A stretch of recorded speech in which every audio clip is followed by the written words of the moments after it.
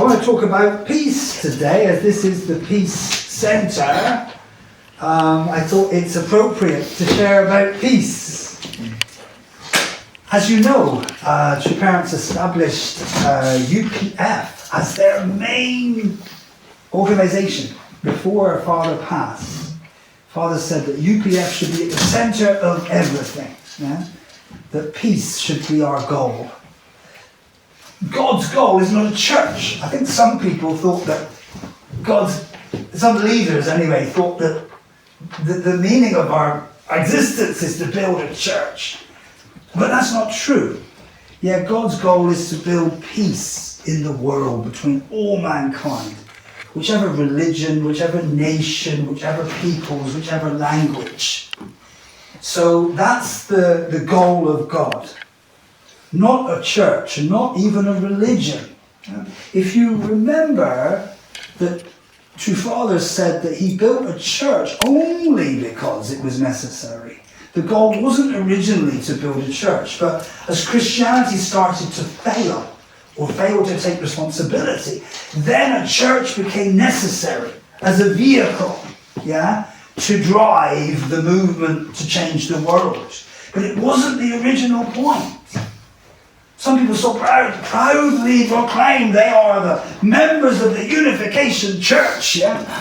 Unification Church is long, long ago. That was a vehicle for that time. But now we are the Family Federation. Our goal is to create peace and unification. That's FFWPU, right? PU at the end, right? Peace and unification, right? That's what our goal is. Our goal and our purpose. So our goal isn't to change people's faith. Our goal is that people can understand who God is. Yeah? And then realize we're brothers and sisters. And then centered upon that, build peace in the world. So that is our goal, brothers and sisters, more than becoming members of an organisation, members of the Unification Church. Yeah? We are members of this Peace Federation. Yeah? A group of organisations that work together for peace. It's a massive task, actually. It's a huge task. And of course, all of these great people down here, they have contributed to peace. But our True Parents are the only ones truly as a couple, as a man and woman together, the whole of their lives, and even after Father passed, Mother took over the responsibility. So as a couple, they've lived their lives for peace. So here you see great people, right? But usually individuals who struggled with their marriage. Martin Luther King really struggled with family, actually. He was really struggled on a family level, if you know his story. But he led a revolution in America. Yeah? But he was far from perfect himself. But I put him there, even though bless him, he has many struggles. He struggled with women, he struggled with fidelity. He struggled. But God used him because he, in America, was the right man for the job. God needed someone to repair the broken America. Yeah? Slavery and all of the problems that came from the slavery days had to be solved, it had to be reconciled. America had to move forward. So this great man, amongst others, Martin Luther King, became God's pioneer, God's champion, right? So when you look at these other people, they also did great things. Yeah? This great guy, Mahatma Gandhi, right? He did incredible things in India, right? He kicked out the British. Well, God bless him. God bless him. I really recommend the movie. It's very slow, but it's a great movie. It really is. It's a great movie. And he showed the example, by peaceful demonstration. That was his main motto, is that we can stand peacefully. Yeah? Even the British shoot us and kill us. But we will stand up against the British because we demand freedom. And eventually the British had to leave. They had to leave India. And the whole British Empire started to crumble as Britain realised their moral responsibility to give freedom to people. Of course, some may argue that it was different things. But anyway, I think from God's perspective, Britain realised that they had to move forwards. Peace seems very elusive in this world at the moment. If you switch on the television, oh my gosh, it seems like there is endless war and fighting. And a week later there's another war in another nation. It really seems hopeless, actually. And I think for a lot of people, it's becoming, a point of frustration. I think for most people, right, that peace is really maybe impossible. But if there is one God at the center, then peace actually is possible. As I was saying the other day here in the Peace Center, if there is one God at the center, then, and God is a parent. God is not just an all-powerful being somewhere far away, but God is actually a parent to us. That means that if it's my father and it's your father, Josepha, that means you and I must be brothers and sisters, right? Maybe we're from a different nation, but that makes us brothers and sisters, right?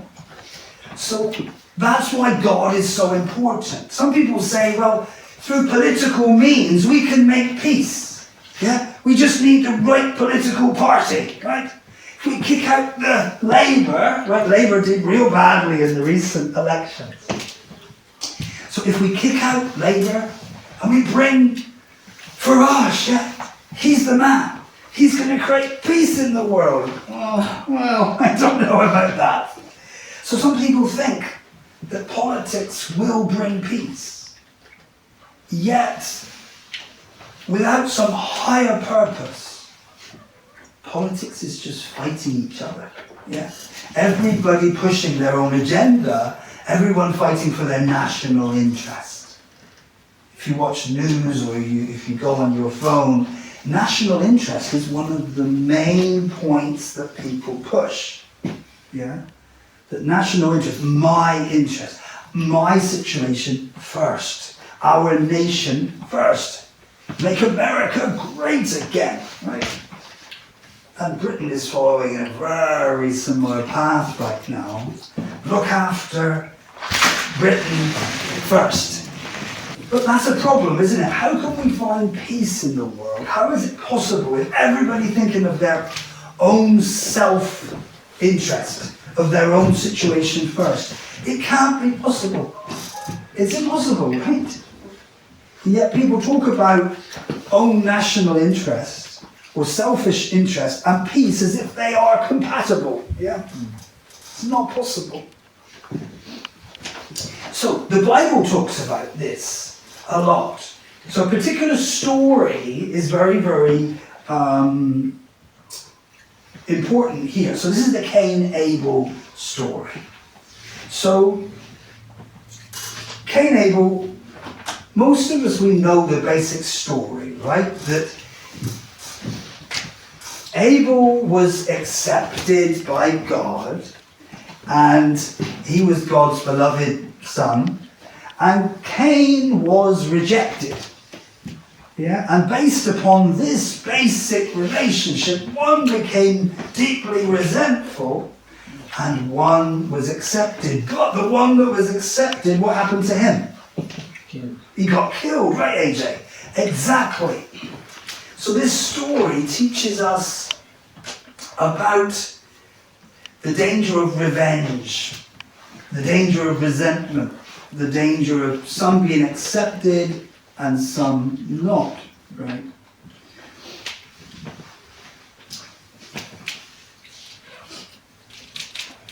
So of course we have to be careful about resentment. And we have to be careful about our emotions and our feelings. And realizing that we do feel the jealousy to other people. I remember I was working with one particular young lady from Finland. She was very super blonde. Some of you know this story. She's crazy blonde, even blonder than my oldest son. And I used to be so much struggle with her. For years I struggled. I don't know. Maybe you have people that you struggle with. You don't know why. It's just that I don't like that person. I just struggle with that person. Maybe some of you struggle with me. I just don't like that guy. He talks too much. And he smiles way too much. And he's short anyway. So, we all have these people, but actually deep down, what our struggle often is we want to be actually like them. This is a very interesting thing that I discovered myself through years of struggle with this girl. So I compared myself with her, and I just felt jealous or angry that she was so positive, she was so happy. Even when it was pouring with rain, even when it was freezing cold, she was just super happy. And I wanted to complain, I wanted to shout. I was very upset with the situation, but she would always be happy. She would always be grateful. And what I realized was I wanted to be like her. So here lies a deep point, is that if somebody we compare with people. This is kind of natural. We compare with people, but then it's what we do with that comparison, isn't it? Do we compare and then say, I want to learn from that person. I want to inherit from that person. Or you're like, okay, let's fight. Okay, fists up, let's fight, right? And there lies a deep issue, isn't it? The Cain-Abel relationship. So most people see this as just a simple story in the Bible about not getting angry and not getting resentful maybe, and how to be humble. But this story has a lot more to this story than that. So we often become defensive or competitive or offended, and we don't feel any joy in another person's success.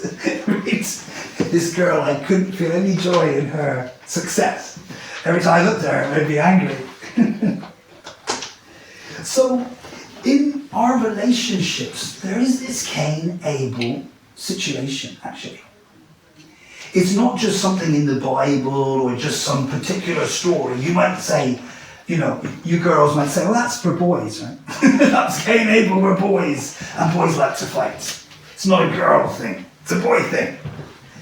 But actually, this Cain-Abel exists in all relationships, even between husband and wife. Do we humble ourselves to our spouse and learn from them? Or do we get angry at them and frustrated at them?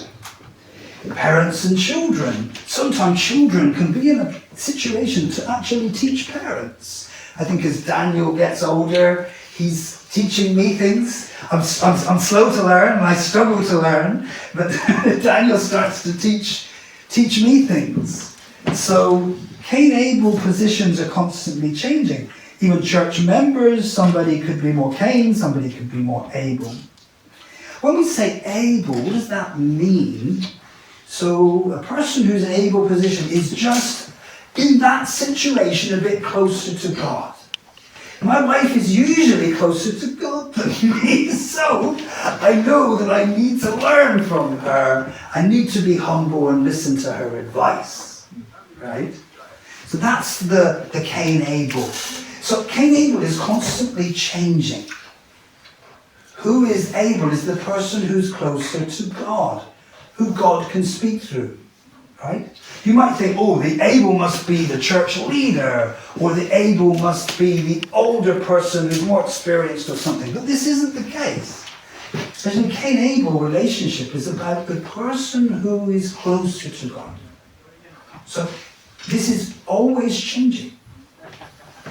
So maybe some religions, you could say, are closer to God, and some religions are a little bit further away from God. But they're all trying to connect to God. It doesn't mean good or evil. So this is important to understand here, that Cain-Abel is not good or evil, right or wrong. It's just about one learning from the other. In a parent-child relationship, this can be difficult, right? I know with my children sometimes, parents like, I'm right. You're wrong, right? Sometimes like that, parent relationship, parent-child, right? But if both are humble on both sides of this relationship, then, okay, well maybe I'm wrong. I'm going to listen to my children. And maybe they know something I don't. Maybe I can learn from them, right? So we say that even there's a Cain-Abel relationship inside of ourselves. So between my mind and body, there's a Cain-Abel relationship. So obviously our mind is more closer to God. Our body is more complaining, upset. Yeah, our body is often looking for love, looking for comfort, right? But our spirit is more able type, right? It wants to go to God. It wants good. It wants great things. Our spirit, our mind.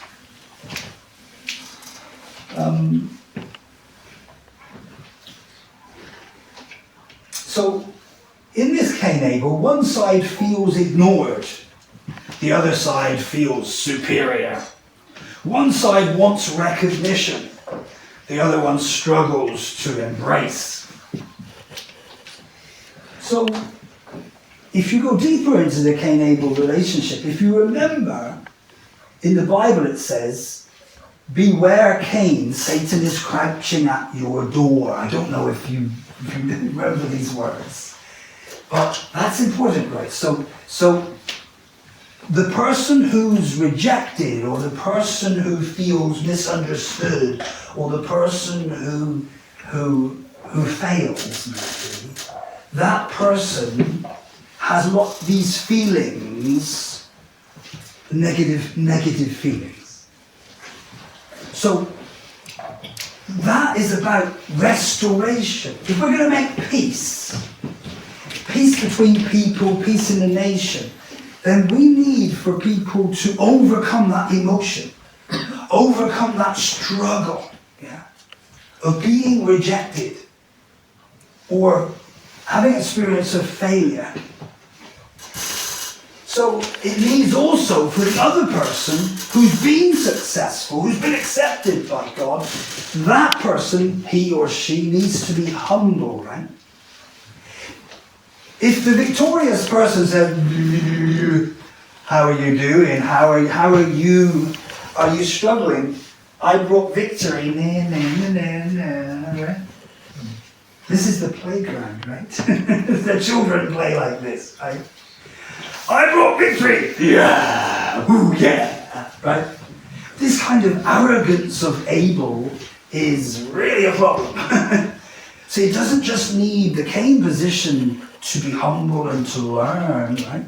It also needs the Abel position to be really, really humble, not arrogant. Yeah. That's the danger. So what we call this is restoration.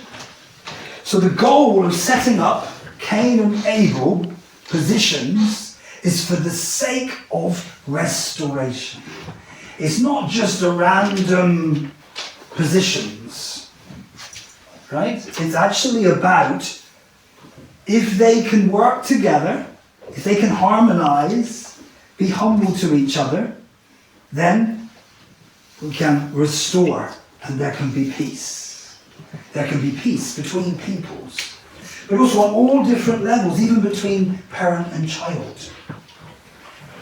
My dad, one time, I remember I visited him a few years ago and he said, "Son, you need to teach me now. You know better than me, you need to teach me now." And I always remember those words because I thought, wow, my dad's saying that. It's in a sense, it's for me responsibility that I need to become an older son and I need to start to support him and help him. But I imagine, can I reach that level of humility with my son Daniel over there? Who's very smart and very quick to see limitations. But can I humble myself and get to the point so I can say, "Son, you need to teach me now." Actually, I can't imagine that. But my dad did it, my dad actually said to me, "Son, you need to teach me now." I guess, that we need this, and we can create peace this way. So when Jesus, he spoke about reconciliation. In Matthew, he says, "First be reconciled to your brother." Why? Because heaven cannot fully dwell where resentment dominates relationships. Right? There cannot be peace where resentment is dominating the relationship. So you could see that between nationalities as well. Racism, sexism, all the isms, right? Where people can't respect each other, where people hurt each other. So where resentment is so deeply rooted, that without that being pulled out, the conflict will continue. The anger will be fueled. The fire will be fueled. We must become people who live for the sake of others and embrace humanity with parental heart. The Cain-Abel relationship is restored not through force, but through love, humility and service. So we call this natural subjugation.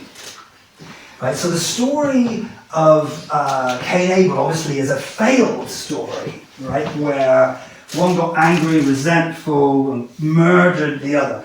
Do you know the big story in the Bible where there's success between the Cain and Abel positions? Does anyone remember?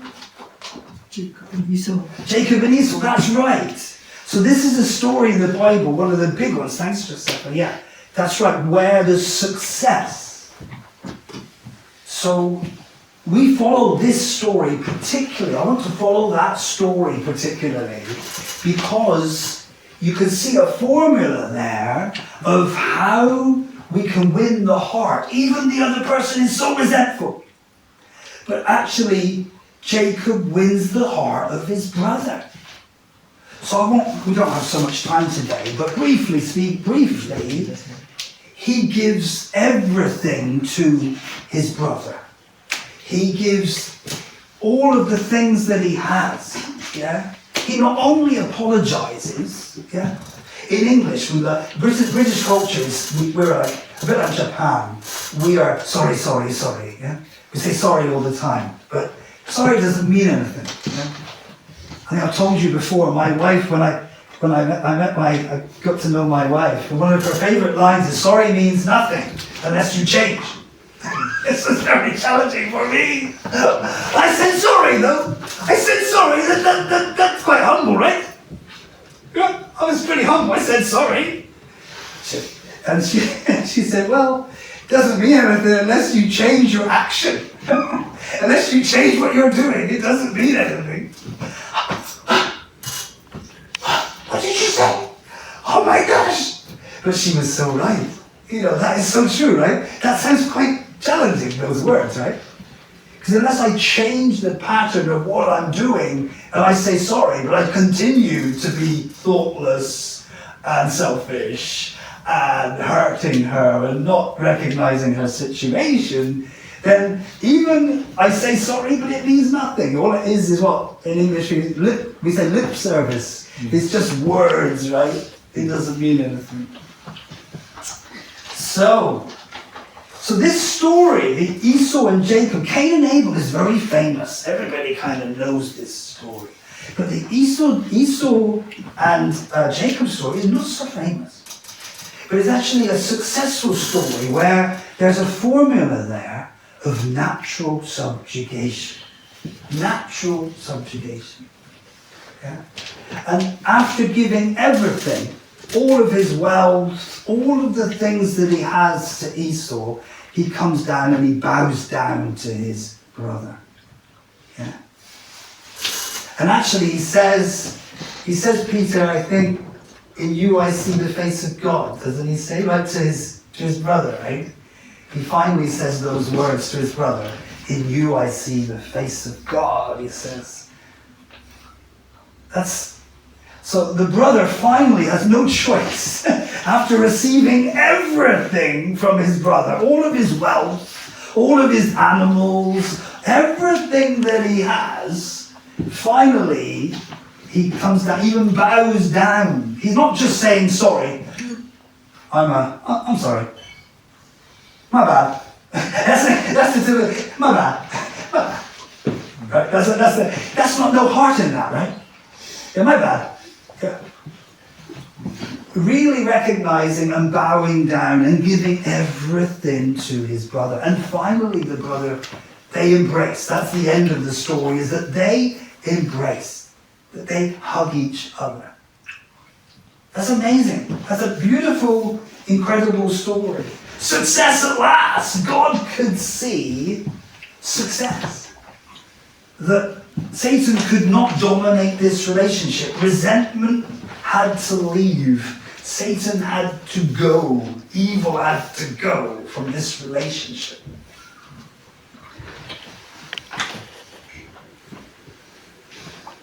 So religious people sometimes think, oh, I have the truth, therefore I'm able. Yeah, I'm right, you're wrong, right? Christians might think, they've got, America tends to do this, yeah? So Abel becomes arrogant, right? I know better, we've got bigger guns than you, so we are successful, we've got success, we've got wealth, we've got money, right? So we have to be very, very careful. So Abel's position, if we have success, we have to really, really keep humble, right? Otherwise, other people can be resentful to us. So there's both sides responsibility here. It's not just the responsibility of Cain needing to do his part, but Abel also needs to do his part too, right? So the one who lives for the sake of others naturally becomes able. So a true leader is a person who serves most, who gives most. It's not the person who receives, right? Often we think about what we receive, but really we should always be thinking about what we can give, what we should give. That means the servant becomes the leader. The servant becomes the leader. You know the words from Jesus, right? That I came to serve, not to be served. Right? These words are very significant, right? Showing the true leader is the person who serves. The giver becomes the owner. I like those words. The giver becomes the owner. The humble person gains heaven's trust. So Abel's mission is not to defeat Cain. Abel's mission is to restore the relationship through true love. So if we get success, we need to have a heart of love and compassion to the person who doesn't have success. Right? Not to take advantage of them while they're down. Right? That would be really selfish, right? To take advantage of somebody when they're down. So we need the heart to not just love, but to really help and assist Cain to be victorious too. So that what does real success mean? It means that both go to God together, right? Both go to God together. I heard these words that our founder of our movement, he said that if you come to the gates of heaven and you are victorious, Abel comes, yeah, and says, I'm victorious, let me in. And then God says, where is your brother? And you're like, oh, he's dead on the road back there. And God's like, go and get him. Go and get your brother, he's dead back there. What are you doing? Go and save your brother. Go and save your sister. Because your sister's in tears back there. How could you come to me? Your sister's crying back there.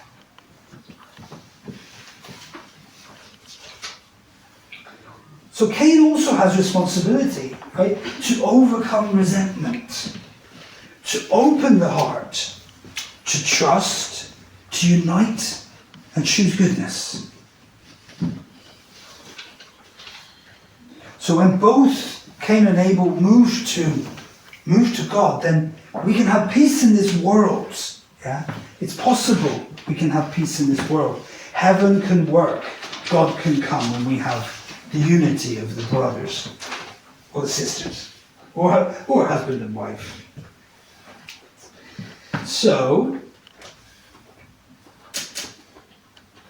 yeah, we have all these peacemakers here, all these different people, and they practice this. In some way or another, you can see that all of them, I like Mother Teresa here, she talks about peace and war begin at home, you know, she talks about the family. And our founder, he said, the family is the school of love. The family is the school of love. And Mother Teresa is saying here the same thing, look. If we really want peace for the world, let us start by loving one another within our families. Right? It might be easier to love somebody we don't know than our family. Sometimes our family relationships can be most painful. The most difficult person to love in the world is my dad. Oh my gosh. Yeah, my brother. Oh my gosh. I can love my neighbor, but not my brother. Right? Not my sister. Relationships in the family are, when it's so close, it's hard. It's harder to forgive when it's close. When it's somebody I don't know, we're willing to give them the benefit of the doubt, right? We're willing to trust them, willing to believe in them. But when it's somebody who's close to us, like my stepfather, oh my gosh, I can't apologize to this guy. No way. Anybody else, but not that guy. My feeling was like he stole my mother. You know, like step-parents, it's a very difficult situation, step-parents. Because step-parents come in and they are trying to be kind of like the position of a father, but they're not the father, and it creates all kind of havoc in the family situation. It creates chaos, yeah. Resentment, anger, all kinds of things. So trying to love the person. But I felt such joy when I could meet him finally after many years. We hadn't spoken for 12 years, I guess. 12 years we hadn't spoken. I finally met him in America. And yeah, a little bit like this story, of course, not like that story, but I could say to him, I'm grateful that you love my mum. You know, I left, I was gone, but you loved my mum when I wasn't there. You took care of her when I was gone. I appreciate now that she needed you. So those words to come out of my mouth, I could never imagine those words. The only thing I want to do is to hit the guy. Hit the guy, and that's why I left, because I broke his nose, you know. My mother kicked me out of the house. That was me when I was 17, yeah? If you're gonna hit hard, break the nose. If you're gonna hit hard, right? But then, about 14, 15 years of this movement, and I could apologise and recognise how much he loved my mum and how much he took care of her in those difficult times when she was lonely and she was struggling so much, right?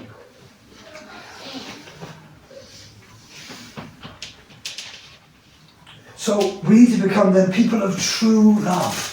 If we're going to change the relationships in our life, we often get stuck in certain relationships, especially in a family. It's like you can't make it fresh start, right? To make a fresh start, we need to be able to, I went to America, I could get a fresh start and move.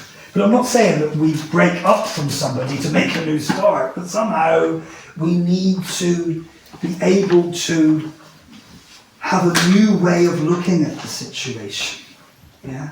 And to practice this, right? If that's our spouse, then to be able to have a new approach, or if that's our brother or our sister or a mother or a father. True love lives for the sake of others. It gives endlessly, forgets what it has given, and continues to give again. That's true love, right? I think we have it over there. True love lives for the sake of others, gives endless, yes. Through such love we create peace, come to resemble God and experience true joy. Wow. Okay. So that's what we need to do. Not easy though. Not easy, right? To forgive and forget.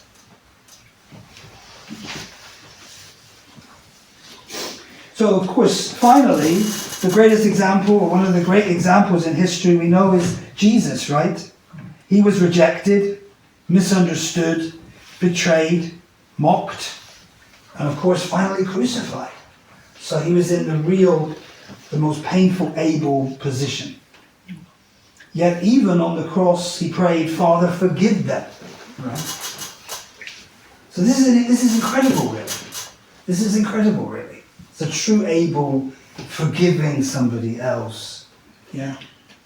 Jesus did not answer the hatred with hatred, but he answered evil with love. So our course, if we stand in the able position, then we might feel misunderstood, rejection.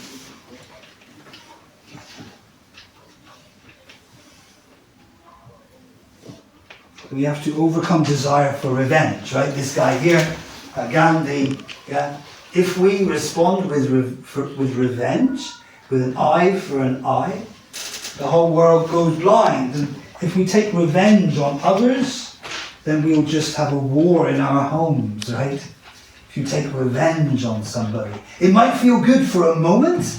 You're like, yes! And you see the other person suffering, but even just a few moments later, our conscience, the voice of God inside us, yeah, tells us that it was wrong. So we suffer. We might be tempted by revenge, thinking that that will give us joy.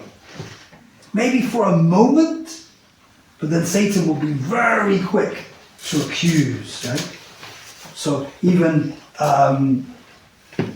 Judas, right, was tempted by money, was tempted, but then how quickly then Satan accused him, yeah? Accused him within moments, and then he finally committed suicide. How tragic, how tragic. So this is our life. This is our incredible life. What we understand, what we know is amazing. We can actually change our destiny. If we practice this, we can change our future. If we practice this in the relationships we have with those we love and those we struggle with as well, those around us, if we can practice these rules, we can actually change our destiny. Otherwise, life just repeats. if the same people get resentful, angry again and again, life just repeats again. And we go again another 5 years and the same thing happens again, right? Or the problems that we have with our own parents, that was quick. So the problems we have with our parents become the problems we have with our children, yeah? So those problems just rotate around and they come again and again, right?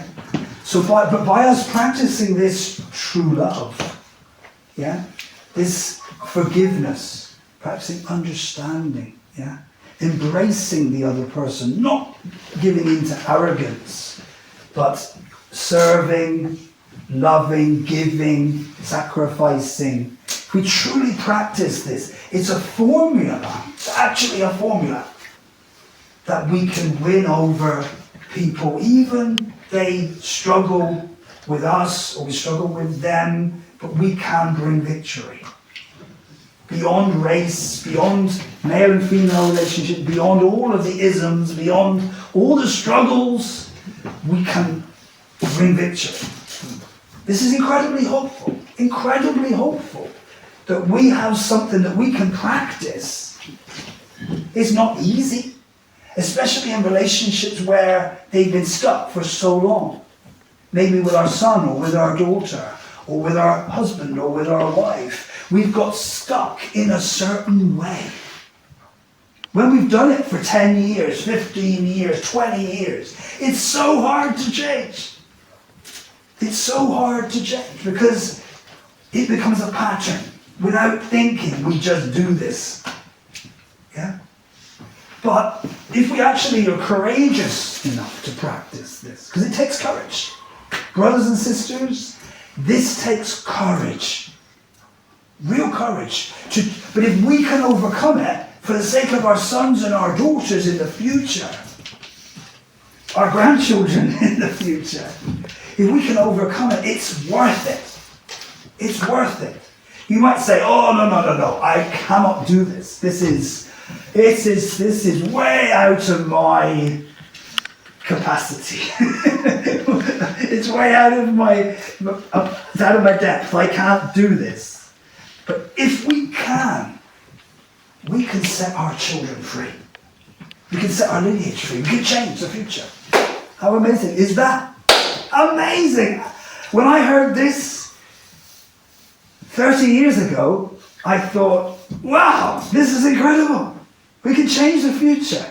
I don't have to be a victim. I don't have to be yet tied to the history of my family, all the problems of my lineage, all the problems of my family. I can actually make a new start. I can change my destiny. Wow, that's inspiring.